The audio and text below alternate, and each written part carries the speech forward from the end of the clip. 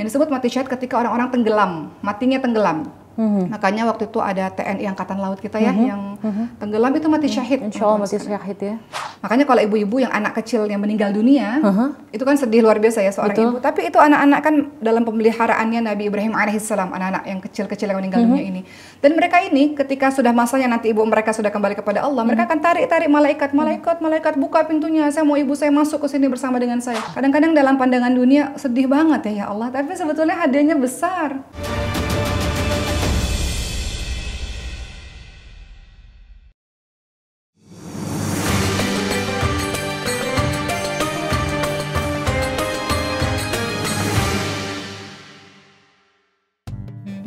Assalamualaikum warahmatullahi wabarakatuh. Halo pemirsa, berjumpa lagi bersama saya Zeda Salim dalam program Catatan Ummah.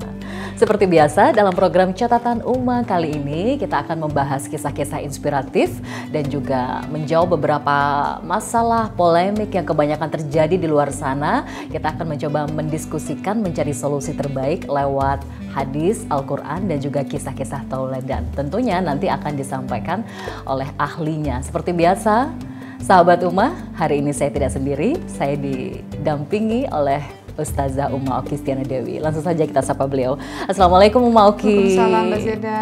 Insya Allah. Sehat ya Uma? Alhamdulillah sehat. Alhamdulillah. Charming sekali hari ini ya. Kuning ya Mbak. Kuning, Masya Allah. Sudah soleha, cantik. Amin, amin. Warna yang membawa aura-aura semangat ya. Kita bersemangat untuk menyiapkan bekal sebelum akhir kematian dalam hidup kita. Bicara tentang kematian Uma, hari ini kita akan membahas sesuatu yang berkaitan dengan kematian. Sahabat Ummah di rumah, kebanyakan kita sibuk mempersiapkan dunia ya. Bagaimana kita mencari rezeki, mencari uang untuk makan ya, membahagiakan diri sendiri, keluarga. Tapi kadangkala kebanyakan dari kita lupa bagaimana caranya kita mempersiapkan kematian. Bagaimana caranya agar kita tidak hanya bisa baik pada saat hidup, namun juga baik di akhir pada saat kematian memanggil kita. Nah, pertanyaannya, bagaimana caranya agar kita bisa meninggal dalam keadaan husnul khatimah, dalam keadaan yang baik, akhir yang baik. Nah, kita akan coba untuk bertanya kepada ahlinya bersama Uma Oki Stiana Dewi. Oke, Uma, berkaitan dengan kematian ini agak merinding ya Uma, karena kalau saya sendiri tahu diri banyak dosa, banyak yang harus diperbaiki. Jadi takut mati itu bukannya apa, takut tidak pantas gitu menghadap kepada ilahi dengan banyaknya dosa begitu Uma.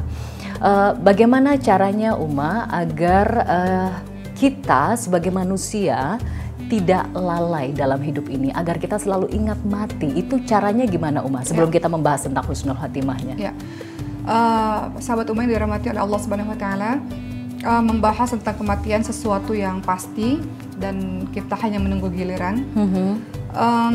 Corona ini 2 tahun lebih ini kita banyak sekali di WhatsApp grup atau mungkin kita lihat di sosial media, kita mendapatkan innalillahi wa inna ilaihi raji'un, innalillahi wa inna ilaihi raji'un. Sering sekali, bahkan saya yakin sahabat Ummah semuanya di antara kita ada yang kehilangan orang tua, kata saudara, termasuk saya yang beberapa bulan lalu juga kehilangan ayah. Dan banyaklah menyaksikan berbagai macam kematian. Sebelum menjawab pertanyaan Mbak Zeda bagaimana caranya agar kita ingat mati, teman-teman sekalian, saya ingin memberitahu bagaimana Rasulullah SAW menjawab ketika ada seorang yang bertanya, Rasul, siapakah orang yang paling baik itu? Maka Rasul mengatakan orang yang paling baik itu adalah mereka yang paling baik akhlaknya. Jadi Islam itu mengajarkan tentang akhlak yang baik. Walaupun kita ini manusia, kadang-kadang kita buat salah, kita belok sana, belok sini gitu kan. Tapi Rasulullah ingatkan yang paling baik itu yang paling baik akhlaknya. Yang paling pintar siapa ya Rasul? Kemudian Rasul katakan yang paling pintar, yang paling pandai adalah mereka yang ingat mati atau mempersiapkan bekal kematiannya. Masya Allah. Bagaimana caranya supaya kita senantiasa ingat mati? Ya jadilah orang-orang yang pandai itu. Definisi orang yang pandai menurut Rasulullah SAW adalah orang yang ingat mati dan mempersiapkan bekal kematiannya. Artinya apa? Artinya ketika dia sudah ingat mati, pasti nanti turunannya banyak.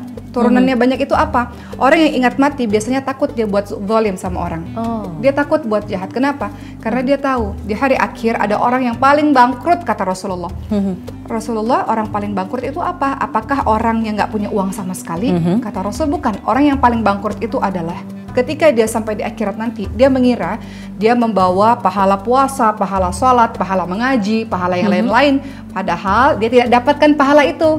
Kenapa? Karena ketika dia zalim sama orang di dunia, orang yang dia zalimi itu minta keadilan haknya, ya, menuntut haknya atau meminta keadilan kepada Allah Subhanahu Wa Taala. Ya Allah, saya nggak ridha ya Allah kalau dia masuk surga.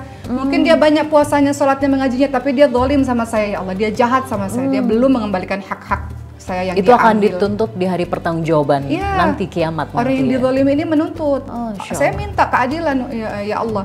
Akhirnya apa? Akhirnya pahala-pahala orang yang tadinya banyak menurut si dia ini diberikan kepada orang yang dizalimi. Belum cukup sampai di situ, dosa-dosa orang yang dizalimi diserahkan kepada orang tersebut. Maka itu sebangkrut-bangkrutnya orang. Artinya kalau orang yang ingat mati, salah satu turunannya adalah pasti dia takut sekali untuk berbuat zalim, berbuat curang, berbuat jahat, karena dia takut untuk menjadi orang-orang yang bangkrut tadi. Berikutnya orang-orang yang ingat mati, dia pasti karakternya adalah ketika dia dapat ujian kebahagiaan, dia tidak akan terlena.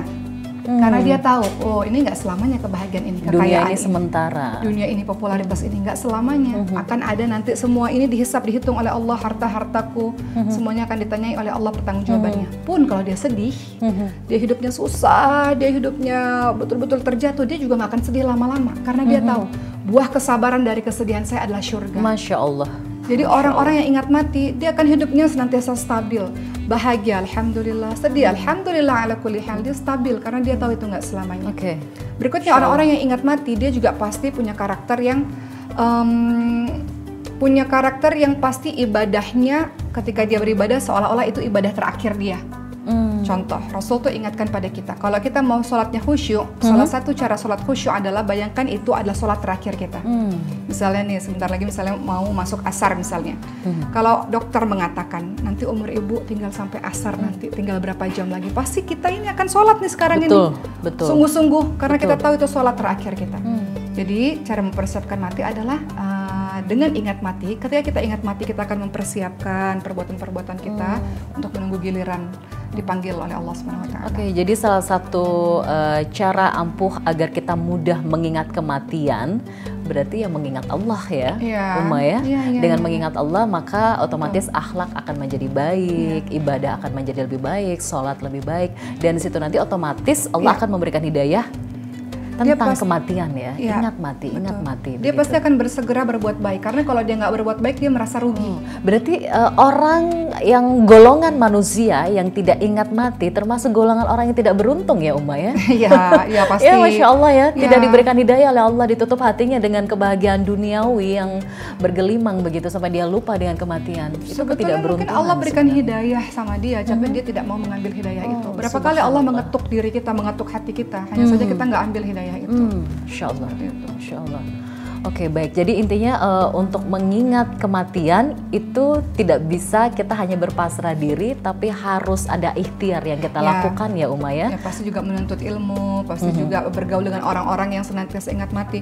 Ibu saya itu Mbak Zeda, karena ibu itu kan Allah anugerahi ya penyakit pemphigus vulgaris, penyakit kulit langka, yang membuat ini penyakit autoimun sebetulnya, tapi ini penyakit yang jarang lah, penyakit pemphigus vulgaris ini. Kulitnya melepuh seperti orang habis terbakar, jadi kalau bajunya diangkat, kulit ikut terangkat.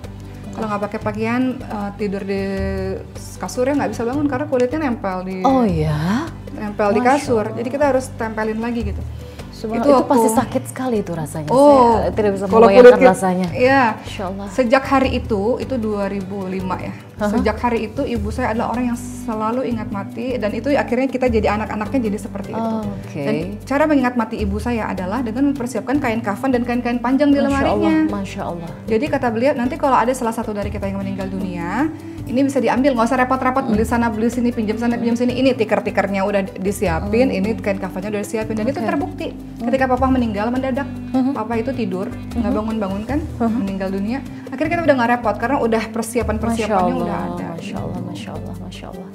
Kembali ke tentang kematian tadi ya, Umma tadi mengatakan bahwa ada kalanya orang yang sudah meninggal nanti di hari akhir akan dimintai pertanggungjawabannya, termasuk orang-orang yang dizolimi, ya mereka meminta hak-haknya. Nah, akhirnya timbul pertanyaan tentang husnul khatimah. Ya, husnul khatimah ini kan akhir yang baik. Ada beberapa sumber yang mengatakan, oh orang yang matinya husnul atau meninggalnya husnul khatimah itu pada saat sholat misalnya, pada saat meninggalnya sujud.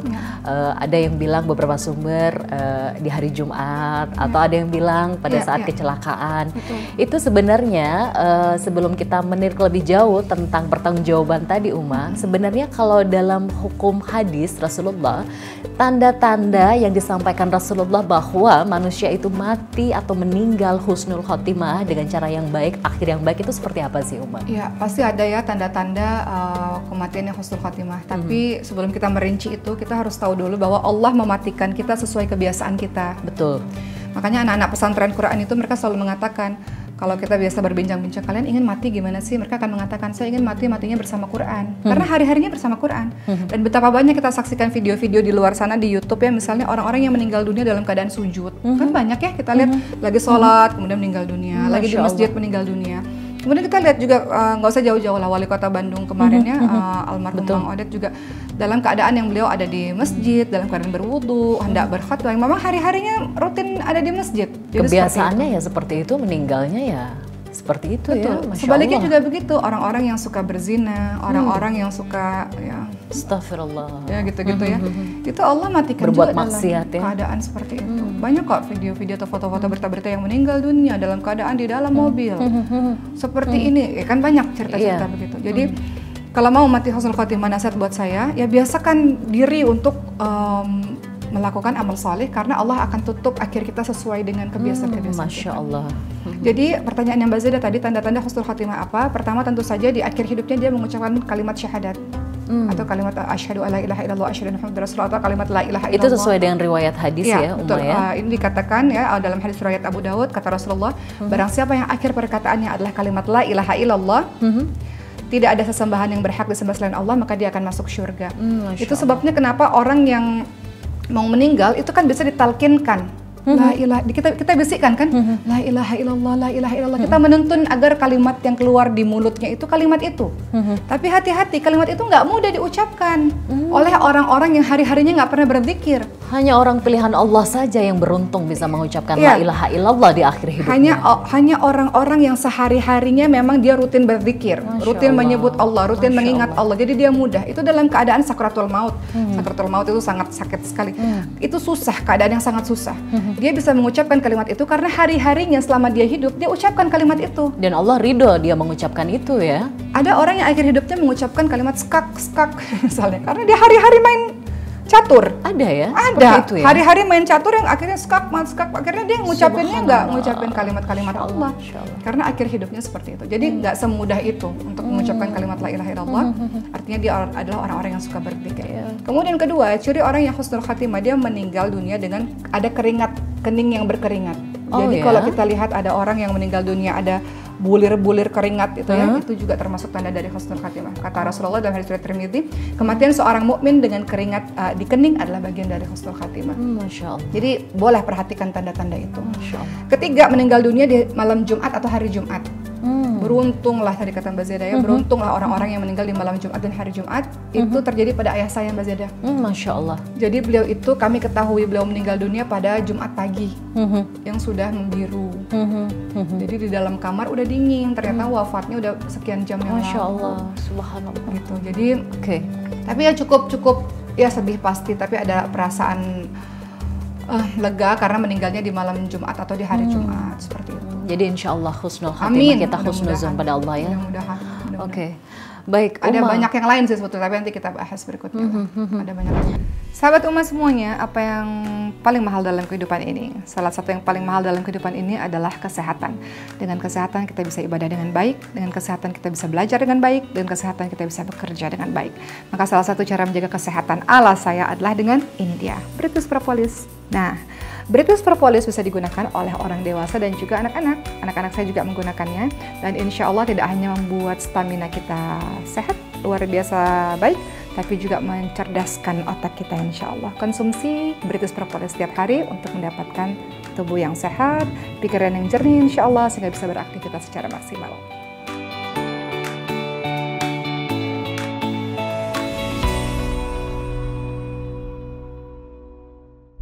Oke, banyak sekali tanda-tanda kematian yang baik ya, akhir yang baik, husnul khotimah, seperti beberapa tadi yang disampaikan oleh Uma. Salah satunya adalah malam Jumat atau dalam keadaan sujud dan sebagainya.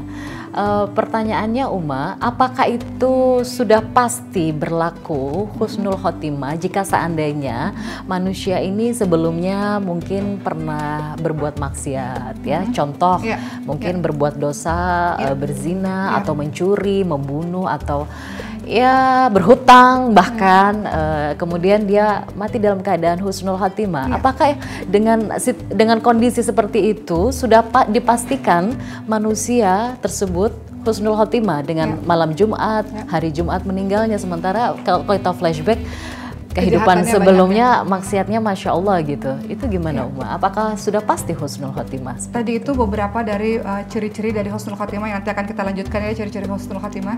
Tapi kalau misalnya kita lihat ada orang yang biasanya maksiat terus, tapi kok tanda-tanda husnul khotimahnya ada? Betul. Barangkali dia sudah bertaubat kepada Allah Subhanahu wa taala yang kita nggak tahu.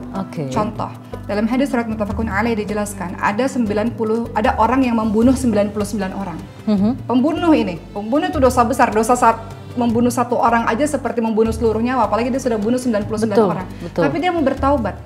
Dia datang kepada seorang ahli ibadah, saya mau bertaubat. Kata ahli ibadahnya, nggak bisa lah.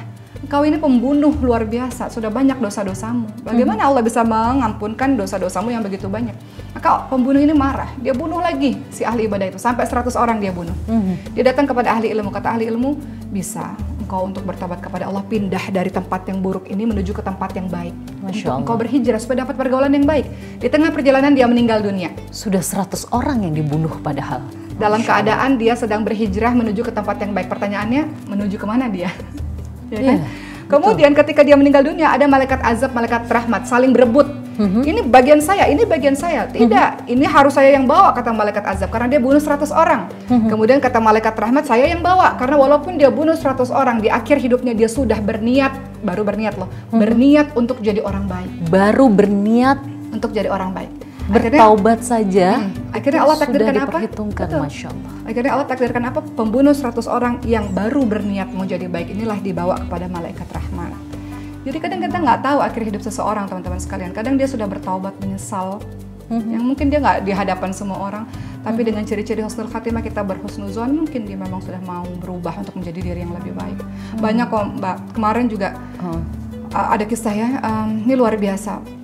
Saya punya seorang teman, mungkin teman-teman juga kenal, namanya Bang Tato. Beliau tuh preman, tatonya banyak. Saya kalau ngeliat beliau, ini tato apa baju gitu, saking tato. Banyaknya di sekujur tubuhnya ya tato ya. Kemudian beliau berhijrah di jalan Allah Subhanahu wa taala. Betul-betul beliau menikah dengan seorang, kalau saya tidak salah ya, seorang anak Pak Kiai. Beliau betul-betul berubah, walaupun dengan tatonya ya kan susah menghilangkan tato ya. Kemudian beliau meninggalnya ketika beliau hendak merapikan laptopnya untuk dakwah, untuk mempersiapkan dakwah. Meninggal husnul khatimah dalam keadaan amal saleh. Seperti itu. Jadi kita nggak bisa menghakimi seseorang. Uma, apa kebaikan yang bisa didapatkan oleh manusia yang meninggalnya husnul khotimah? Ada beberapa sumber yang mengatakan bahwa tidak akan mendapatkan siksa kubur dan sebagainya. Sebetulnya kalau dalam riwayat hadis sendiri, kebaikan apa? Apakah betul seperti itu? Untuk tidak ada siksa di kubur? Ya, untuk orang-orang yang meninggalnya malam Jumat atau hari Jumat ya, memang Allah menghadiahkan mereka untuk tidak mendapatkan siksa kubur. Masya Allah. Tapi ingin saya tambahkan lagi teman-teman sekalian, orang-orang yang matinya husnul khotimah ini banyak tanda-tandanya. Mohon izin saya lanjutkan, Mbak. Yang keempat ya, setelah tadi kita tahu bahwa dia mengucapkan kalimat la ilaha illallah, kemudian dia berkeringat, kemudian dia meninggal hari Jumat. Kemudian ada lagi orang-orang yang memiliki ciri-ciri husnul khatimah, yaitu apa? Mereka yang keempat adalah mereka yang mati syahid di jalan Allah Subhanahu wa taala. Seperti apa contohnya? Seperti teman-teman kita di Palestina. Mereka nggak takut mereka mati di pertempuran dalam membela tanah airnya, nggak takut. Bahkan dari mereka banyak yang akhirnya terus melahirkan anak-anak dan ya Masya Allah ya, Masya Allah. Mereka nggak, coba kalau kita lihat video-video ya teman-teman sekalian ya, ibu-ibu Palestina, ya sedih pasti seorang ibu, tapi anak ini surga, anak ini sudah berjihad di jalan Allah Subhanahu wa taala. Mereka mempertahankan Masjidil Aqsa, masjidnya umat Islam. Bukan kita nih yang, mereka garda terdepan. Jadi mereka ketika anak-anaknya mati syahid, nggak apa-apa kita ketemu di surga Allah SWT. Masya Allah, Masya Nggak Allah. semua orang punya tingkat keimanan sampai keimanan seperti Masya Allah, itu. Masya Jadi luar biasa ya teman-teman kita yang ada di Palestina. Jadi mereka yang meninggalnya mati syahid di jalan Allah juga husnul khatimah. Termasuk juga teman-teman sekalian yang disebut mati syahid ketika orang-orang tenggelam, matinya tenggelam. Makanya waktu itu ada TNI Angkatan Laut kita ya yang tenggelam itu mati syahid. Insya Allah mati syahid ya. Orang-orang yang meninggal dunia karena wabah penyakit tertentu ya. Salah satunya pandemi Corona, COVID itu, ini ya. Betul. Itu juga adalah orang-orang yang mati syahid ya. Masya Allah. Orang-orang yang apa? Korban-korban kebakaran. Itu juga adalah orang-orang yang mati syahid. Orang-orang yang tertimpa reruntuhan. Kadang-kadang kita tahu di Indonesia ini longsor dan sebagainya, itu juga adalah orang-orang yang mati syahid. Orang-orang yang meninggal, wanita yang melahirkan. Itu juga adalah orang-orang yang mati syahid, Masya Allah ya. Husnul khatimah juga ya. Husnul khatimah. Dalam artian dia mati dalam keadaan yang baik. Tapi salah satu kebaikan yang diterima oleh manusia yang meninggal dengan husnul khatimah, betul ya Uma ya? Tidak ada siksa kubur untuknya. Ya, tidak mendapatkan siksa kubur. Salah satunya ya tadi ya, yang meninggalnya di malam Jumat atau di hari Jumat, dan tentu saja dia memasuki surga Allah Subhanahu wa taala. Jadi itu sudah pasti masuk surga husnul khatimah. Semua manusia yang beriman itu memang masuk surganya Allah Subhanahu wa taala sepanjang dia beriman kepada Allah Subhanahu wa taala. Tapi tergantung nanti kadar dosa kita. Kan nanti ditimbang dulu nih. Dosanya sama pahalanya ditimbang dulu. Kadang-kadang kita harus ada dulu di nerakanya Allah Subhanahu wa taala baru kemudian menuju kepada surga Allah Subhanahu wa taala. Tapi ini keutamaan untuk ibu-ibu yang punya anak-anak kecil yang meninggal dunia. Nah ini, wah itu juga surga tuh, luar biasa. Makanya kalau ibu-ibu yang anak kecil yang meninggal dunia, itu kan sedih luar biasa ya seorang ibu. Tapi itu anak-anak kan dalam pemeliharaannya Nabi Ibrahim alaihissalam, anak-anak yang kecil-kecil yang meninggal dunia ini. Dan mereka ini ketika sudah masanya nanti ibu mereka sudah kembali kepada Allah, mereka akan tarik-tarik malaikat buka pintunya, saya mau ibu saya masuk ke sini bersama dengan saya. Ibu-ibu yang anak-anak kecil yang meninggal dunia, dia juga akhirnya kembali kepada Allah Subhanahu wa taala bersama dengan anak-anaknya di surga Allah. Masya Allah, Masya Allah. Kadang-kadang dalam pandangan dunia sedih banget ya Allah, tapi sebetulnya hadiahnya besar. Yaitu surga Allah Subhanahu wa taala. Oke, tapi katakanlah manusia itu sudah bertaubat, kemudian mati dalam keadaan atau meninggal dalam keadaan husnul khatimah seperti dengan ciri-ciri yang disampaikan oleh Uma tadi. Apa yang terjadi jika seandainya di hari akhir nanti, katakanlah husnul khatimah begitu ya, dengan tanda-tanda tadi, tapi misalnya meninggalkan hutang, riba dan sebagainya, otomatis pahalanya berkurang sedikit demi sedikit nih Uma. Berarti tidak ada jaminan dong, belum tentu pasti masuk surga dong, karena nanti ada timbangan yang akan dikurangi dengan maksiat yang dilakukan atau dosa-dosanya yang dilakukan. Makanya teman-teman sekalian, memang begini. Kalau orang-orang yang sudah terbiasa amal solih, continue beramal solih, karena kita nggak tahu kapan kita dipanggil oleh Allah. Jangan sekali-kali kita merasa, oh saya udah soleh, saya udah ibadah kok puluhan tahun. Cobalah dosa dikit, abis itu kan gampang bisa bertobat kepada Allah. Dengan begitu nanti saya bisa matinya husnul khatimah. Hati-hati. Menyepelekan dosa kecil ya. Karena ngerasa, oh puluhan tahun sudah ibadah, saya mau coba sedikit aja. Saya nggak kayak yang lain kok maksiat sekian tahun. Bisa saja orang yang maksiat sekian tahun di akhir hidupnya taubat.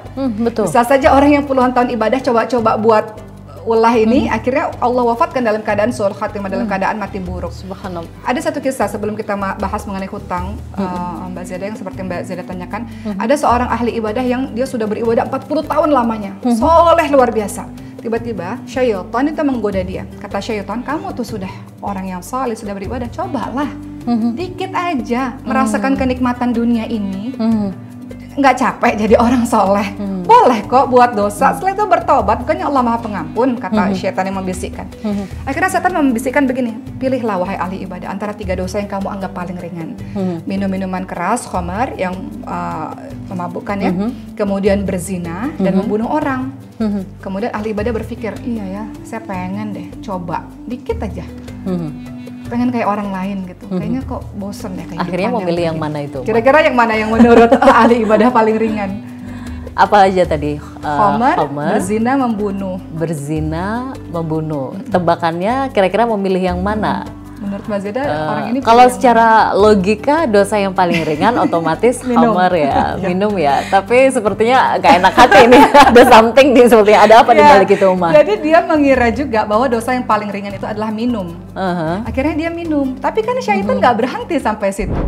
Sahabat umat semuanya, apa kabar? Semoga semuanya senantiasa sehat. Nah, pada kali ini saya mau sharing tentang ini dia, Scarlett. Scarlett ini adalah body care teman-teman sekalian, terdiri dari body scrub, kemudian ini juga wangi banget, terdiri dari body lotion dan juga ada shower scrub. Pastikan kulit kita senantiasa halus dan yang pastinya harum dengan Scarlett.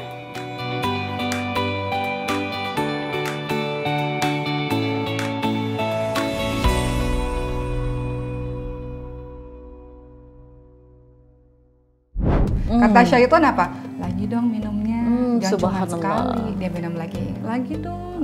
Oh, Syaitan nggak pernah bisa berhenti. Kalau kita sudah masuk jebakannya, terus kita ada di situ. Minum, mabuk. Dalam keadaan mabuk, akhirnya ketika ada perempuan yang datang kepadanya, kemudian akhirnya dia berzina dengan perempuan tersebut. Subhanallah. Keesokan harinya ketika dia sudah sadar, dia shock, kaget luar biasa. Bagaimana mungkin orang solih yang terkenal solih seperti saya mampu melakukan perbuatan seperti ini? Perbuatan zina. Berzina seperti ini. Bagaimana kalau perempuan ini bercerita ke semua orang? Bagaimana dengan nama baik saya? Apa yang dilakukan? Dia bunuh perempuan itu. Subhanallah. Akhirnya melakukan ketiga-tiganya dosanya ya, Masya Allah. Masya Allah. Jadi hati-hati sekali. Ini juga nasihat buat saya, hati-hati sekali teman-teman sekalian. Jangan menyepelekan dosa kecil ya Uma ya. Banyak orang-orang juga, ada cerita di Bani Israel, dia itu soleh luar biasa, tapi hanya karena akhir hidupnya dia mengurung kucingnya, kucingnya nggak boleh nggak mau dikasih minum, nggak mau dikasih makan, kucingnya mau berusaha sendiri, dia nggak boleh ditutup pintu, kucing itu kelaparan sampai kucing itu mati. Allah juga tidak meridhoi orang yang seperti itu, yang menyiksa hamba Allah Subhanahu wa Ta'ala. Masya Allah, Masya Allah. Jadi wallahu a'lam, kisah tauladan yang benar-benar menginspirasi ya, karena memang kebanyakan di luar sana banyak menyepelekan dosa-dosa kecil karena merasa itu nanti hukumannya tidak akan besar, ringan, tapi syaitan terus bermain di situ ya Uma. Oke Uma, tadi hutang tadi ya. Iya, hutang dan juga yang ada kaitannya dengan riba itu kan juga berat sekali tuh Uma, hukumannya itu gimana jika tanda-tandanya husnul khotimah tapi dia punya hutang yang belum lunas ya, ada riba di dalamnya, itu gimana Uma? Hutang ini juga nasihat buat saya teman-teman sekarang. Hutang ini juga sangat mengerikan dalam agama ini. Hutang itu sejatinya untuk membantu ya, membantu orang. Hutang itu boleh untuk membantu orang lain, yang tidak, tentunya tidak rentenir ya, tidak akhirnya jadi. Hutang itu asal muasalnya adalah membantu, bukan untuk menyengsarakan. Kalau kita sudah bebankan dengan yang lain-lain, jatuhnya jadi bunganya jadi semakin banyak. Betul. Dan sebagainya. Nanti jatuhnya jadi malah menuju kepada riba. Khususnya kepada hutang sendiri teman-teman sekalian. Rasul itu tidak pernah mau mensolatkan orang-orang yang punya hutang. Oh ya? Nggak mau. Jadi ada jenazah yang lewat itu biasanya Rasul sholatkan. Kata Rasul, ini punya hutang nggak? Kalau nggak punya hutang, Rasul sholatkan. Hutang dalam arti apa nih Uma? Hutang budi, hutang uang, harta, atau hutang janji atau gimana?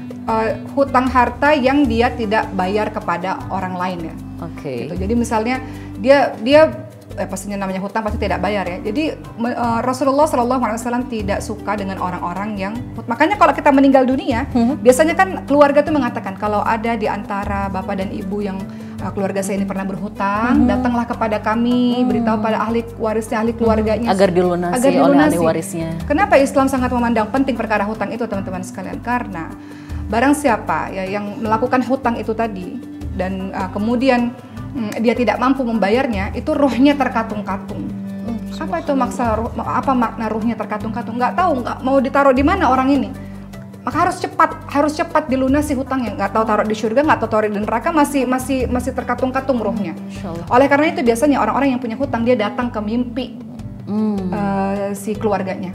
Pernah terjadi di zamannya Rasul, ada seorang sahabat ya, ada seorang sahabat yang datang ke mimpi keluarganya. Dia ngasih tahu, saya ini punya hutang atau punya barang juga yang belum dikembalikan kepada yang lain. Itu letaknya ada di situ tuh, kamu bayar ya. Gitu. Jadi itu yang akhirnya membantu. Afwan ya Uma ya, itu apakah juga dalam arti ruh yang terkatung-katung itu tadi ya, hutangnya belum lunas, apakah itu juga berlaku untuk manusia yang matinya atau meninggalnya husnul khotimah sesuai dengan tanda-tandanya yang baik tadi, malam Jumat? Apakah tetap ruhnya terkatung-katung seperti itu? Wallahu a'lam bahwa tanda-tanda husnul khotimah adalah pemberian dari Allah Subhanahu wa Ta'ala. Wallahu a'lam. Mungkin saja Allah tidak berikan tanda-tanda husnul khotimah itu karena ada hutang seperti itu. Jadi ini rahasia Allah ya, kita nggak pernah tahu akhir kehidupan seseorang. Tapi yang menjadi pelajaran di sini adalah mereka yang berhutang, tolong hutang itu dicatat dan diketahui oleh keluarga. Karena sewaktu-waktu kita meninggal dunia, keluarga itu bisa melunasi. Makanya banyak teman-teman saya yang memang ketika hutang itu dicatat. Saya juga begitu sebenarnya Mbak Zeda. Jadi ketika saya mau melahirkan, terus saya bilang, ini amanah-amanah yang belum saya tunaikan. Kalau terjadi apa-apa pada saya, tolong ditunaikan. Amanah-amanah ini tolong segera ditunaikan. Agar tidak punya hutang ya. Betul. Masya Allah. Orang yang mati syahid juga begitu. Orang mati syahid kan masuk surga. Tapi orang mati syahid ketika dia masih ada hutang, maka dia tidak bisa langsung masuk surga begitu Masya saja. Masya Allah. Seperti itu. Kembali semuanya kembali ke Allah ya. Kuasa Allah semuanya. Baik Uma, terakhir mungkin bisa diberikan catatan Uma tentang amalan-amalan apa saja yang bisa kita lakukan agar kita meninggal dalam keadaan husnul khotimah. Silahkan Uma. Sahabat Uma yang dirahmati oleh Allah Subhanahu Wa Taala, kematian adalah sesuatu yang pasti. Kullu nafsin dha'iqatul maut wa nabluukum bisyarri wal khairi fitnah. Dalam surah Al-Anbiya ayat 35, Allah tegaskan bahwa semua yang bernyawa pasti akan mati. Dan dalam menuju kematian itu kadang-kadang Allah uji kita dengan ujian kesedihan, dengan ujian kebahagiaan. Liyabluwakum ayyukum ahsanu amala. Allah ingin lihat siapa di antara kita dari sekian banyak ujian yang Allah berikan yang paling baik amalannya. Teman-teman sekalian, husnul khatimah atau su'ul khatimah, mati dalam keadaan baik atau mati dalam keadaan buruk, itu adalah pilihan. Dan itu akan terjadi tergantung dari kebiasaan-kebiasaan selama kita diberikan kesempatan hidup oleh Allah Subhanahu wa Ta'ala. Orang-orang yang cerdas adalah orang-orang yang ingat mati. Artinya, salah satu yang dia lakukan adalah apapun peluang di depan mata untuk beramal soleh, dia akan kejar, dia akan ambil, dia akan berlomba-lomba. Makanya Allah katakan fastabiqul khairat, berlomba-lomba dalam kebaikan. Berlomba-lomba kita menuju kepada Allah Subhanahu wa Ta'ala dengan keadaan yang husnul khatimah. Kita semua berharap insya Allah dengan amal saleh kita menghantarkan kita pada akhir kehidupan yang baik, dan dalam akhir kehidupan kita Allah panggil kita dengan kalimat ya ayatuhan nafsul mutmainnah irji'i ila rabbiki radiyatan mardiyah fadkhuli fi ibadi wadkhuli jannati. Kita ingin akhir hidup kita dipanggil dengan kalimat wahai jiwa-jiwa yang tenang, kembalilah kepada Allah dengan hati yang ridha dan diridhai oleh Allah Subhanahu wa Ta'ala. Masuklah ke dalam golongan hamba Allah, masuklah ke dalam syurganya Allah Subhanahu wa Ta'ala. Mudah-mudahan hari ini menjadi momentum kita untuk senantiasa ingat lagi bahwa kematian itu sangat dekat pada diri kita, insya Allah. Masya Allah. Jadi salah satu amalan yang bisa dilakukan agar kita meninggal dalam keadaan husnul khotimah adalah akhlak yang baik ya Uma ya. Jangan pernah tinggalkan sholat ya, lakukan kebiasaan-kebiasaan baik ya, agar akhirnya juga baik. Agar saat kita meninggal juga dalam kebiasaan yang baik. Itu beberapa amalan yang bisa dilakukan ya. Baik Uma, Masya Allah, menginspirasi sekali kisah teladannya, hadis-hadisnya Masya Allah, memberikan ilmu tambahan untuk kita semua, terutama untuk sahabat Uma di rumah. Terima kasih Uma Oki Stiana Dewi, Masya Allah. Dan sahabat Uma, semoga program kali ini bermanfaat ya, banyak sekali hikmah, pelajaran, ilmu yang bisa kita ambil di sini. Semoga kita semua nantinya bisa menuju Allah dalam keadaan dalam akhir yang baik. Amin. Husnul khotimah. Demikian saya Zeda Salim dan juga Uma, Ustazah Oki Stiana Dewi dan seluruh kerabat kerja bertugas. Terima kasih. Sampai jumpa. Wassalamualaikum warahmatullahi wabarakatuh. Waalaikumsalam warahmatullahi wabarakatuh.